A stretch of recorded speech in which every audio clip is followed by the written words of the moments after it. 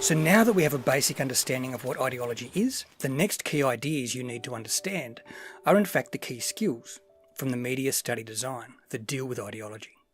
The first key skill about ideology specifies that students should be able to analyse the relationship between media narratives and the ideological and institutional contexts of production, distribution, consumption and reception.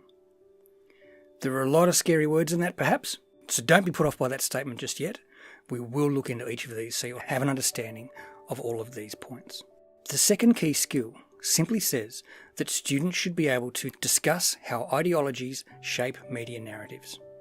So, if we look at the 4-mark question from Section A in the sample exam that was released by VCE, it asks for you to explain how ideology can shape media narratives. You may have picked up on the fact that the practice question is in fact a word-for-word lifting of the super general key skill from the study design. Genius. But, regardless, there's every chance you could get a variation of this question on the end of your exam. So you need to be able to answer it. So let's break it down.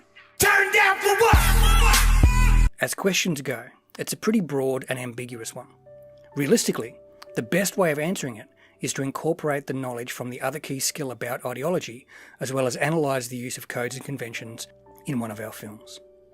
But there's clearly no way we can structure a detailed, in-depth 4-mark response whilst adequately addressing ideological and institutional contexts, production, distribution, consumption, reception, and codes and conventions. There's just way too much there to be able to discuss in enough detail to warrant decent marks for your response. For the sake of this clip being useful, I'm going to look at each of those points with relation to Bong Joon-ho's film Okja. Very healthy.